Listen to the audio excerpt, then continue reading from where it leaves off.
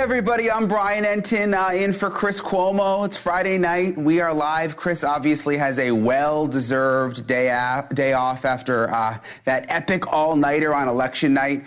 Not only did President-elect Trump win the Electoral College and the popular vote, Republicans also won the Senate. And right now we are waiting on pins and needles for the outcome of the House of Representatives. It is close, and it very well could go to the Republicans, which means Trump will control all of Washington, D.C. Now, as of this moment, 24 races are still to be called in the House. It is looking very good for Republicans. We are watching it now. We're waiting for results. They could literally come at any moment. Remember, NewsNation was the first network to call the presidential election for Trump, thanks to Decision Desk HQ. And right now, they are working around the clock with NewsNation to get you the outcome of the House first again. We want to be first again, but we want to be right. So let's get right to Scott Traynter. He is Director of Data Science at Decision Desk Headquarters. He has the latest for us. Scott, first of all, you are the man. I mean, the fact that we were able to call the presidential election first on NewsNation, it was such a moment of pride for all of us. So that was totally awesome, and our hats off to you. But explain, what is the holdup with the House? Because I don't think any of us expected now Friday night, and we still don't know for sure whether Republicans actually are going to take it. Yeah, well, this kind of happens every cycle, and everyone kind of forgets about it because usually the margin's a little bit more. But this margin's going to be really close. And so we're down to the Republicans need to win at least 2 more seats to get to 218. And we're down to these seats in California, and they take a couple weeks to count. So 2 districts we're looking at, California 41, California 45. They're in Orange County and Riverside. They're 2 incumbent Republicans. They've got tough Democratic challengers, and we're just waiting for votes. I'm actually in the office right now. We may or may not get enough votes tonight out of those counties to make a projection. Probably not, but it's something, we're still in it till the end. Okay, well, we will take you live immediately if you're able to make the projection in the next hour. You said Riverside County, Orange County, California, those are the 2 spots. What about those places specifically is taking so long? I mean, is it the way they actually count there? Yeah, it's the way they actually count, and it's not unique to this cycle. This is how they've been doing it for 20 plus years. I'm actually from Orange County myself, and so that's where I got my teeth cut in how voting administration works, and they're doing the best they can. They have hundreds of workers. They're working 12-hour days. They have to make sure that they count every ballot carefully, make sure there's no voter fraud, make sure there's no ballot spoilage or anything like that. It just takes a little bit while because California tends to have a more vote by mail than other states do. So I was in North Carolina on election night, and I was in the GOP headquarters, and no one even knew that North Carolina went to Trump. We had it first, so I shouted out like, North Carolina went to Trump, and then you had the whole election first, Scott, for NewsNation. I'm sitting there wondering, how does this guy do it? How did you have it first? Well, first of all, we have a great team. We have about 40 people on our vote operations and race call team, and these are the cream of the crop of election nerds. So we had an entire team just on North Carolina because that was a pivotal state. We understood what Donald Trump and VP Harris had to do in each and every county, and then we had a vote operations team that was able to collect that vote accurately and fast, and then we just did our homework, and we knew how it was going to go at that time when we called it. As soon as we get the data and as soon as we know, we let the public know. I think with the House specifically, when power is hanging in the balance, and if you just look on X, you'll see this, people start to get distrustful. There's conspiracy theories. People start to wonder, why is it taking so long? Are the Dems trying to get in the way and stop the Republicans from taking the House? I mean, is there anything possibly to that? No, and let me tell you why. Look, if you were in Orange County or Riverside in California right now, and you wanted to go and observe the process, they allow observers. So there is an ability for both campaigns, both sides, or just your average citizen and voter to go and view this process. It's unfortunate it takes a while, but they're trying to do it right, which is what I think everyone wants. They want it right, they want it accurate, and these election administration officials do allow transparency, so they make sure that there's no funny business going on. Yeah, I always geek out over that. I don't think people always realize you can go to the elections offices in each county and they've usually got windows, or you can just go in the actual room and you can watch them counting, which it's really cool to see. All right, Scott, we appreciate you. Please, please, please stand by for the rest of the show. If you get an outcome, who won the balance of power in the House, if you've got anything new, please come back to us and we'll break right in, Scott. Absolutely. We got fresh caffeine ready just for that. Thank you very much. All right. It's going to be a long night. Man, you're still going strong, Scott. I don't know how you do it. All right. There was a lot of surprises in this election, and one of them was actually the Gen Z vote. Could Gen Zers have cost Kamala Harris the election? 4 years ago, Joe Biden won the youth vote by 24 points, but Harris only carried a fraction of that. Look at this, beating Trump by only 6 points. So why did Gen Zers flock to Trump when most data and polling signaled the opposite? Nancy Pelosi suggested in today's New York Times the Democrats needed a real primary. This was interesting. She said, quote, had the president gotten out sooner, there may have been other candidates in the race. Now, would that have actually made the difference for Gen Zers? Is this all connected? I want to bring in President of the College Republicans of America, Will Donahue, and also social media influencer and immigration activist Carlos Eduardo Espina. Two young guys here who can explain this for us. Will, I want to start with you. What do you think ended up attracting so many Gen Zers to Trump? Thanks for having me on, Brian. I think the primary reason is the economy. You know, we had exit polls that asked young voters, what was the reason you voted the way you did? And it turns out the majority of them wanted the economy. It was 42% as plurality. They wanted the economy. 9% of men wanted abortion. So I think primarily this was an economy-driven election. But I think the other thing is, and this is not talked about very often, non-traditional media.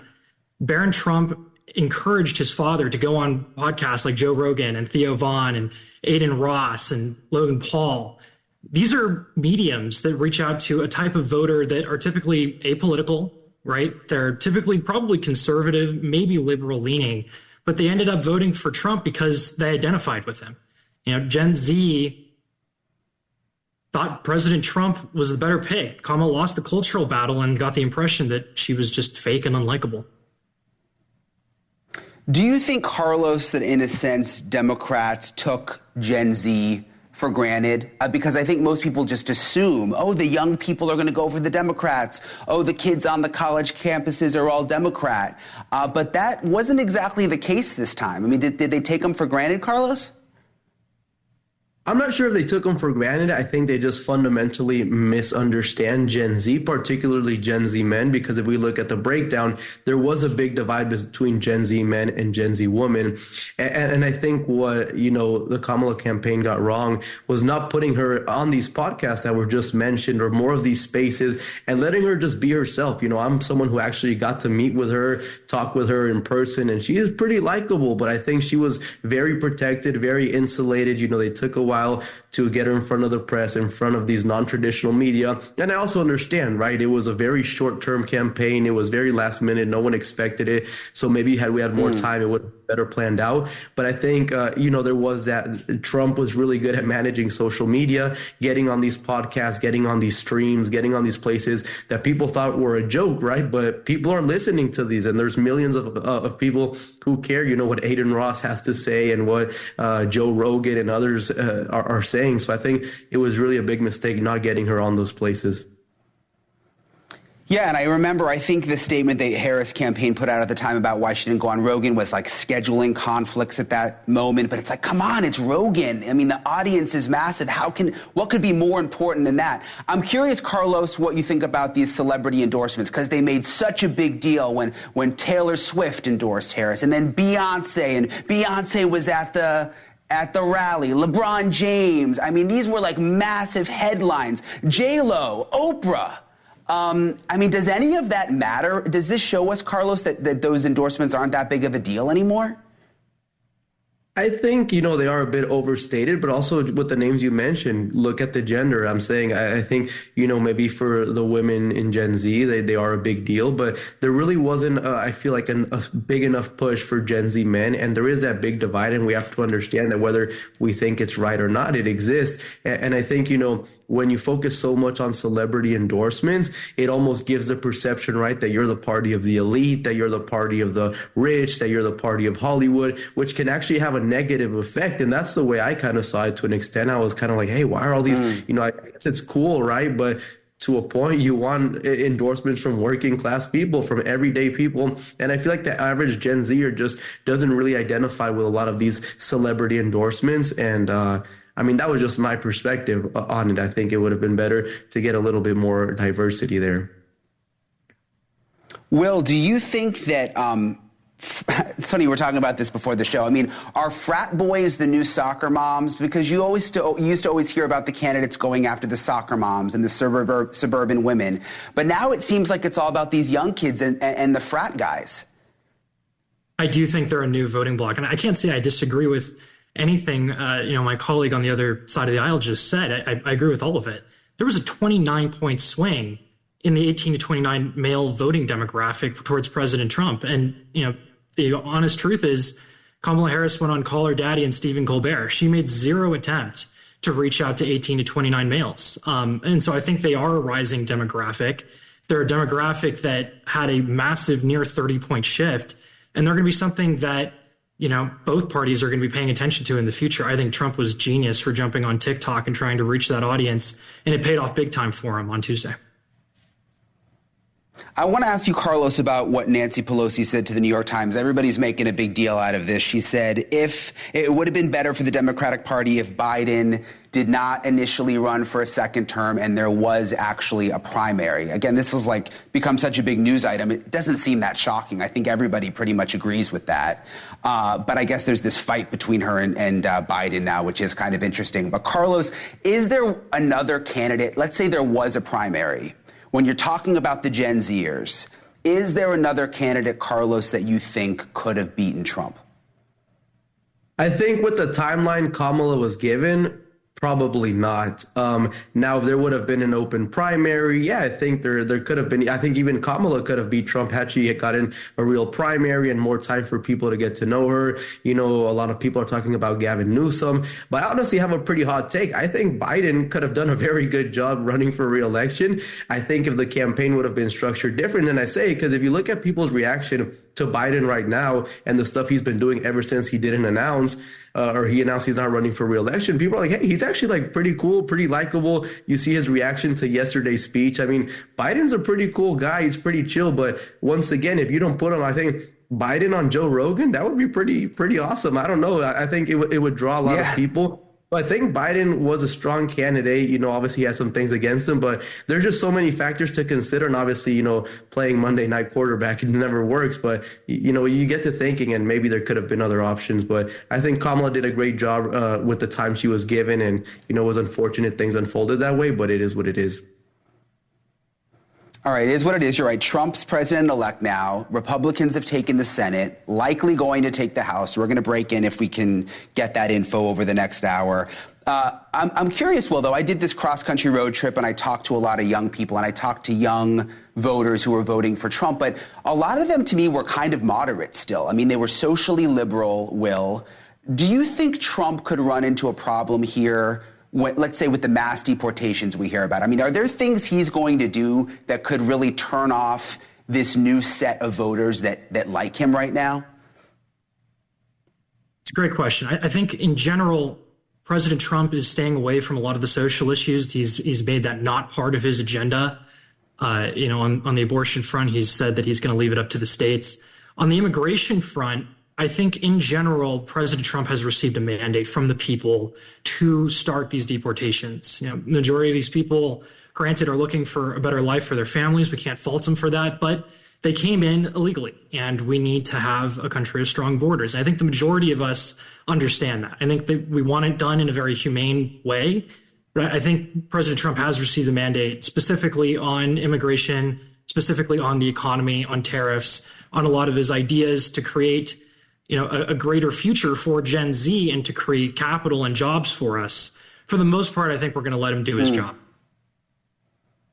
Interesting. Well, Will, Carlos, I appreciate you both coming on. I found when I talked to Gen Z, again, when I was out and about going from coast to coast, the young people, sometimes it seems like you guys can be more respectful to each other and have these conversations in a better way than some of the older people. So we appreciate that. I hope you guys have a good weekend. Thanks for coming on. Thank you for having us. Okay, still to come tonight, another horrific, this is terrible, attack on Jews. The video is just terrible. This time, it was after an Israeli soccer match in Europe. It was all caught on tape. Jews being beaten with bats, threatened with knives, and intimidated with ethnic slurs. Is this just the tip of the iceberg for the Jewish people? And where will they be targeted next? Could this happen in America? We've got the details after the break.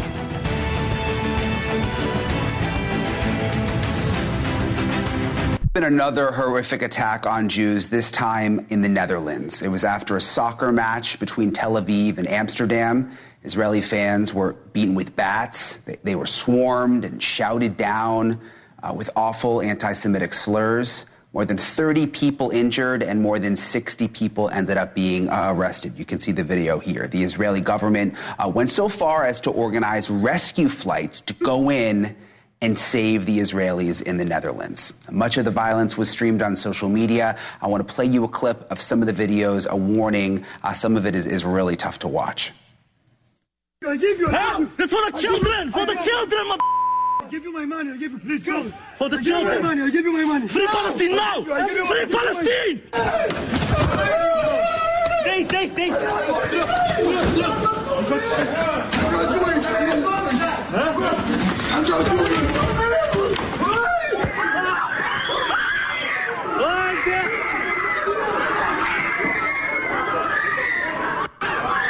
Komt eigenlijk samen op donderdag. Wie? Rijd die maar aan, rijd. Wie hem aanrijden? Kan komen.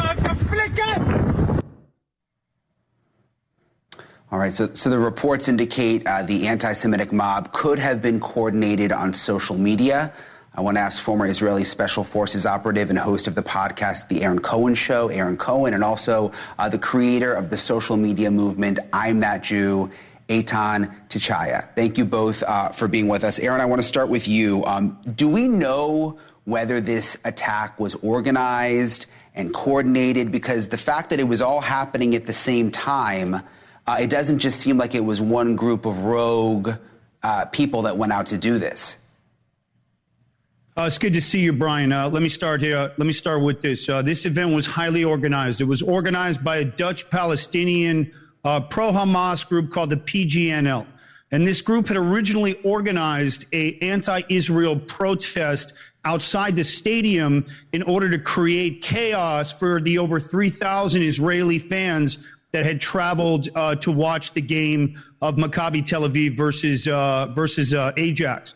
And so what ended up happening was the Israeli authorities ended up actually contacting the Dutch law enforcement authorities and security officials and counterterrorism officials to let them know that this was being planned.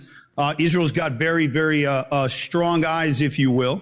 And the event was the actual protest was shut down. So what ended up happening was the PGNL ended up going using WhatsApp and there are various social media platforms with over 800 to 1,000 members, and ended up organizing a secretive pogrom, if you will, for lack of a better term, to hide any Palestinian flags, keffiyehs, or any pro-Hamas paraphernalia, and ended up coordinating using Uber and WhatsApp, and ended up secretly surrounding and cordoning off sections of the exits of where the train entrance and exits were for the purpose of assaulting the Israelis who had traveled there. And that's when all hell broke loose. But here's my problem. And Brian, I've been in law enforcement for 16 years as a reserve deputy sheriff. I trained SWAT teams. Problem here is the complete failure of the Dutch law enforcement to act on the Israeli intelligence to protect not just the Jews, but all of the attendees And that's what ended up causing this massive security failure. And all of that is a result of not taking the intelligence that was provided by Israel's Shin Bet, the Shirut Klilei Bitachon, and using that information to make sure officers were strategically able to get the Israelis safely back to their hotels. Massive failure. And if you go and look at some of these videos, I mean, there were Israelis like diving into canals trying to get away from this mob. It's all, the videos are awful. There was just some news that came out breaking. France announces it will deploy 4,000 policemen in Paris for the football game between the national teams of France and Israel. So they've got to deploy 4,000 policemen in Paris just to protect the Jews. Eitan, you know, what is the mood right now with the Jewish community? I've got a friend in Paris I was texting with today who's nervous. Look, it's a very difficult time to be openly Jewish right now, not because there are not good people in the world, there are, but there's a silence. And what you saw in Amsterdam is what globalized the Intifada means. This is what anti-Zionism is anti-Semitism means when they chanted in the streets. This is what happens when good people don't speak up. And this is what we, the Jewish people, are trying to get the world to understand. But there's not enough of us to make the world hear. Sorry, you know, we don't control the media like some people think. Look, there's a direct link between Jews being held hostage, still 101 hostages still being held by Hamas, Jewish students being vilified on campus in American colleges, and Jews being targeted and hunted down and beaten up in the streets in Amsterdam. This was never about Palestine. Extremist and radical pro-Palestinians would have you believe that it's about contested land. And some of it is for sure, but it's more complicated. It's one big mess. But what isn't complicated, Brian, is that really embedded into the fabric, literally woven into the culture of Palestinians and many, many Muslims is an intolerance to Jews. Like my father, for example, he's 95, bless him. There was the Falhud in Iraq, as he was saying, you know, like a pogrom where Jews were massacred in the streets, Jews who had lived there for thousands of years. So this could have been that. And people need to start realizing that this is not just a Jewish problem. What you see here is unadulterated hatred and it's indoctrinated youth.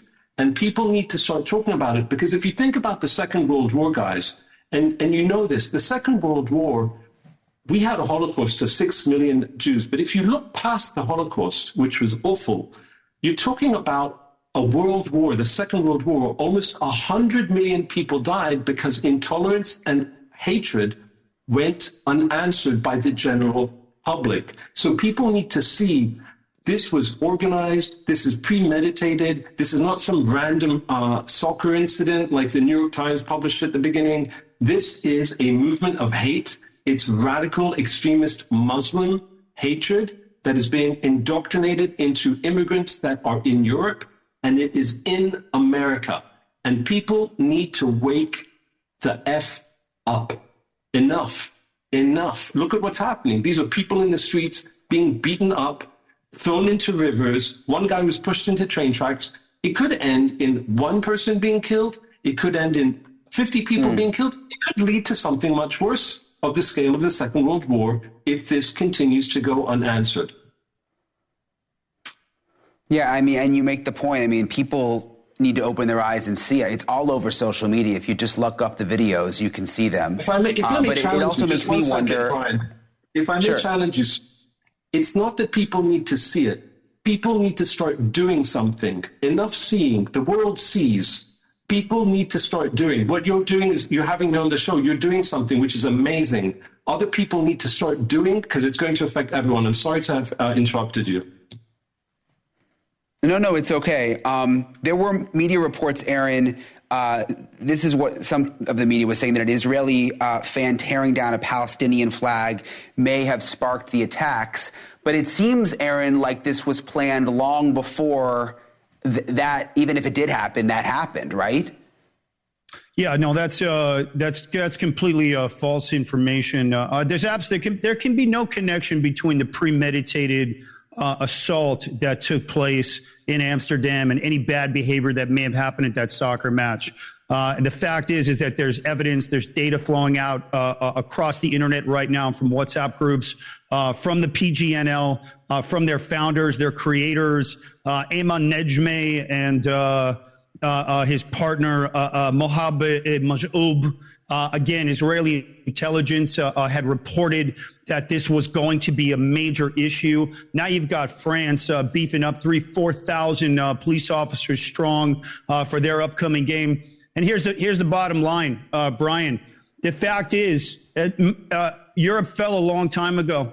They've been importing Islamic extremists into those countries for 3 decades. What did you think was going to happen? Now, I don't really speak to anti-Semitism like your guest does, because I don't really think you can control whether people hate you or not. But what I can speak to as an Israeli special operations veteran is that Israeli intelligence is never wrong. Look at Hassan Nasrallah, look at Ismail Haniyeh, and look at all the terrorists that Israel's been systematically targeting. It hurts. It hurts the Arab world because Israel has been signaling a tremendous amount of strength. The problem is the flip side. The antithesis is that Jews outside of Israel aren't afforded the same security measures that they are by the Yamam, the Mossad, and all the incredible units we have in the IDF and in our Israeli intelligence community. So the fact is that the Dutch authorities were warned. Now France doesn't want to get egg on its face. But I can assure you that France is as dangerous as the Netherlands, if not worse. I can assure you that London is as bad, if not worse. And Europe is not a friend to the Jews. And as far as protecting us, I think we're at a place right now where Israelis and Jews need to make a very hard decision about what they want to expose themselves to. But what did you expect? Like your guest said, if you aggrandize, globalize the Intifada for 12 months straight and allow it to fester in U.S. communities and on campuses without putting out those flames, you will escalate to violence. And Brian, you and I have talked about this. This only gets worse. It'll only get worse until Jews get killed. And when they do get killed, we'll be talking about it here, and I'm going to say I told you so. So now it's about personal safety, and it's about the European countries taking the Israeli intelligence serious. And France obviously knows something, or they wouldn't be sending 4,000 police officers to a soccer match. I mean, Aaron, Eitan, really appreciate you both taking the time with us tonight. Thank you so much. We'll be in touch. Thank you. Okay, still to come tonight, one of the most influential voices in health and medicine says the country got it right when it elected Donald Trump to make America healthy again. So why does Dr. Mark Hyman think the president-elect is the right man for the job? Plus, the doctor has been very outspoken against Ozempic, but has his tune changed with all this positive data that we keep seeing coming out about the popular weight loss drugs? We're going to ask him coming up right after the break. President-elect Donald Trump says he is determined to make America healthy again, and he is expected to give Robert F. Kennedy Jr. a major role in his administration's health care policy, despite the fact that he is not a doctor and has had some very far out and some controversial opinions on science and medicine. Physician and wellness expert Dr. Mark Hyman has worked closely with RFK Jr. and says, fear not. He says that Kennedy's appointment could actually be a very good thing. Why? And what does he think this country needs the most when it comes to our health? Let's ask him directly. We've got co-founder and chief medical officer of Function Health, Dr. Mark Hyman. He joins me live now. Dr. Hyman, it's nice to see you. You have said you see positive signs of change with Trump and RFK. When it comes to health. You think this could be a good thing. So many people are skeptical about it. Why do you think it could be good? Well, chronic disease is not red or blue or purple. It's a human problem. And we are suffering the greatest epidemic of chronic disease in the history of humanity. In America, 6 in 10 of us have chronic illness. 51% of children have some type of chronic illness, including obesity. This is unprecedented. We're seeing rises year over year in chronic disease. Heart disease up 50%, cancer up 30%, but 60% in those under 50. Autoimmune diseases up 100%, Alzheimer's up 150%, allergies up 200%, autoimmune disease. It's incredible. And pharmaceutical use has gone up double that. So 300% increases in pharmaceutical use for all these conditions. So something's broken and wrong with the system. So I believe that our chronic disease crisis is a national emergency and should be caused by such as the president. You know, I'm not right wing or left wing. I'm for the whole bird. Otherwise, you're flying around in circles. And I think we have this historic moment where there's an alignment in the country and people are caring about chronic disease, particularly after the COVID epidemic, and want something done about it, and are sick and tired of being sick and tired, and understand that there's a moment where we can bring together the country around a common goal and fix this problem. You know, I co-founded Function Health, which is a company that allows people access to their own health data to democratize health, to give people access to health data and their information to understand their biology and improve their health by understanding what's going on there. And it's never been available before. It's for $4.99, $1.37 a day, people get access to over 110 biomarkers. It gives them an understanding of what's going on underneath the hood. And you know what we're seeing in our population? Of over 20 million biomarkers we've done, we see this as a sick population. 93% of us are metabolically unhealthy, and it's not going to be solved by a new drug like Ozempic. Well, that's one thing I wonder is people are so freaked out by RFK and what's going to happen. And he talks about the fluoride going out of the water. But, I mean, we're such an unhealthy population overall as it is right now. And there's so much disease. My thought is, why not be open-minded to it and see if maybe they can, you know, change things for the better? Yeah. I mean, listen, there are tremendous forces that are making a lot of money from doing things that are making Americans sicker every day. Our food system is polluting us. Ultra-processed food is the #1 killer in the world. Kills over 11 million people a year globally. This is something that has to be addressed. And, you know, Americans are paying for this over and over. They're paying for the support of commodity crops that are turned into processed food. They're paying for those foods with SNAP dollars. $125 billion a year is for food stamps or SNAP. Most of that's for soda and junk food.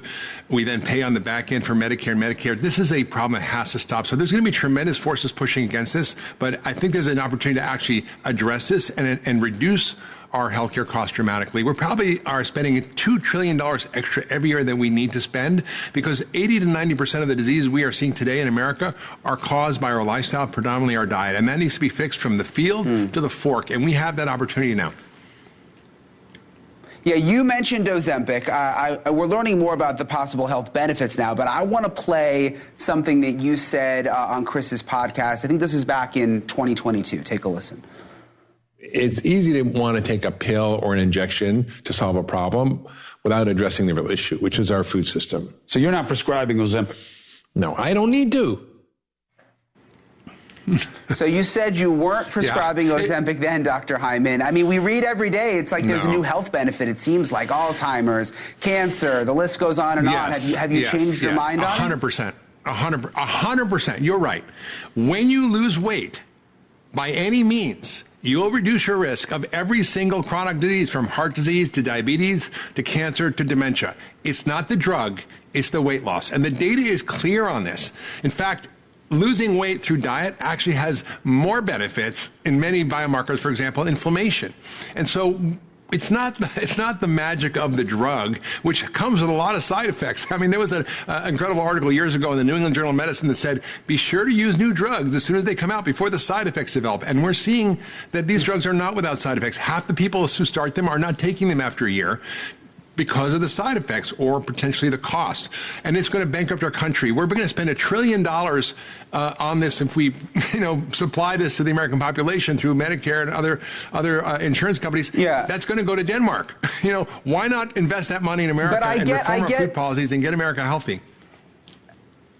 But I get that you're saying it's actually the weight loss that's the health benefits. But I look at you, you're an in-shape guy. I mean, you look great. You look like the kind of guy to me that probably eats right and it all kind of comes easy for you. But there's a lot of people out there that just can't. It's just so hard. They can't resist the temptation. I mean, who would you prescribe Ozempic to? Is it good for some people? You're 100% right. You're 100% right. The problem is we live in a toxic food environment where the bad choice is the easy choice and the healthy choice is the hard choice. That needs to stop, and that can be stopped with policy. It has to come from the top down because the food companies and the fast food companies and the junk food companies are not going to make those changes. So it's really up to lawmakers to take care of their citizens, which is they've abdicated for a long time. And I'm excited about this opportunity. And I said I'm not right wing or left wing. I'm for the whole bird. I think we have this moment where we can come together as a country and address this chronic disease epidemic. And people need to understand what's going on with their biology. They need to understand their health. I'm still obsessed with the Ozempic thing, though. So you're not budging. You're not budging on Ozempic. It doesn't sound like. You still say you wouldn't prescribe. It's okay. It's a tool in the toolkit. Surgery is necessary sometimes. Drugs are necessary sometimes. It has a use case, but it's not a panacea. If we were to supply this to every person who's overweight or obese in America, it would cost us $5.1 trillion. Even if that came down in half, it's still an absurd amount of money.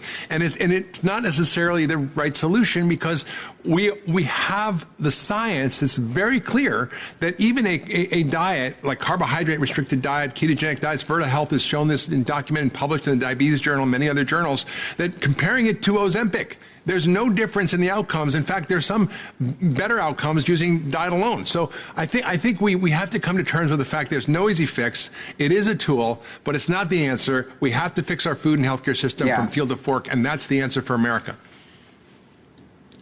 Well, it was nice to talk to you, Dr. Hyman. I listened to you on Chris's podcast. I've seen you on TV a lot, so it was awesome to have a conversation. I appreciate you coming on tonight. Oh, my pleasure. Anytime.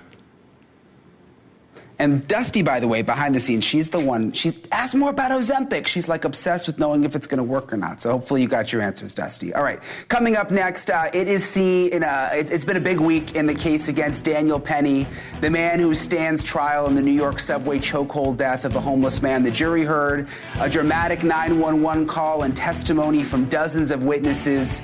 So which way could they be leaning? Do they see Penny as a cold-hearted killer or a hero who tried to save his fellow passengers' lives? We're going to take you inside the courtroom next.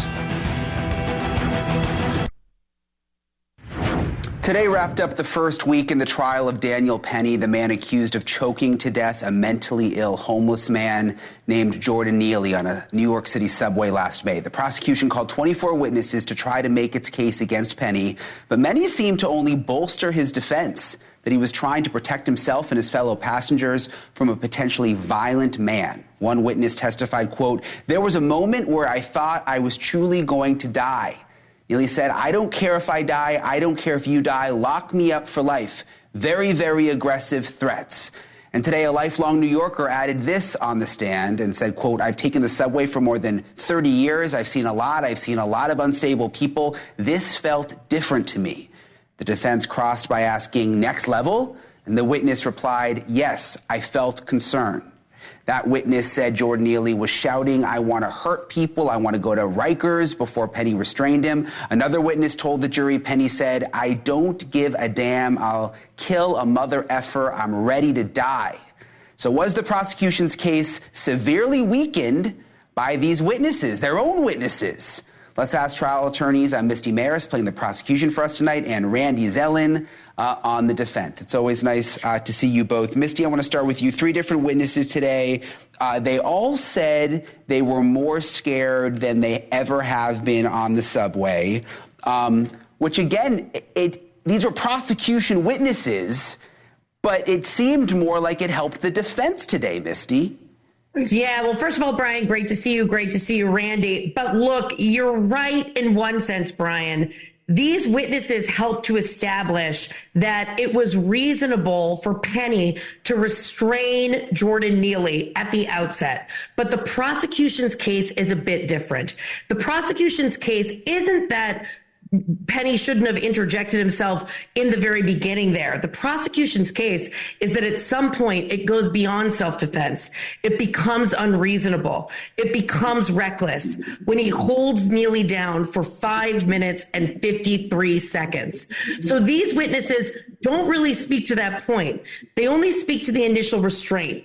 Other witnesses that have testified for the prosecution have said that they, at that time, contemporaneously, they said, "You're going to kill him. You have to let go."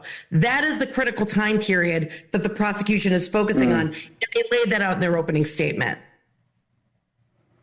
Randy, there's been this reoccurring theme that's come up several times. It came up again today, that police could have done more to save Neely. That there was an officer on the stand who said that he didn't do mouth-to-mouth because Neely seemed dirty and may have had diseases. Again, prosecution witness, but I was sitting there wondering, like, again, isn't this good for the defense? It is, but I think that we've all become way too jaded, and we have lost sight of what the role of a prosecutor really is. And this goes back to the 1930s. A prosecutor's job is to do justice, not merely to seek a conviction. And it's a shame that we can't all wonder out loud and simply say, okay, this is a case that could not be resolved with a plea bargain. So the case is going to trial and the prosecution is going to play it down the middle without fear or favor. And if this is what these witnesses have to say and these witnesses establish the defense, then so be it. And I credit the prosecution for simply taking what to me seems to be that position. We're not going to put words in anyone's mouth. We're not going to tailor testimony. If what you saw, if what you experienced put you in fear, then if that plays into the defensive justification, if that plays into the defense that Mr. Penny acted reasonably and did not fail to see that what he could do could kill Mr. Neely, or he disregarded it, then you acquit. That is a very good point, Randy, and I think you're right. A lot of us have just become jaded. I want to play the 911 call for you, though, that was played today in court. One of the witnesses who saw what was going on and called police. Take a listen. Hi, we need an ambulance and cops. We just need a cop at Broadway, left Harris Street. Someone's attacking here at the train. This is inside the train station? Yes. He's black. What color is he? They're holding him down. They're holding him down right now. How many people? There's just two. There's one man holding, white man holding it down, holding the homeless guy down. Okay. Any weapons? Anybody injured at this time?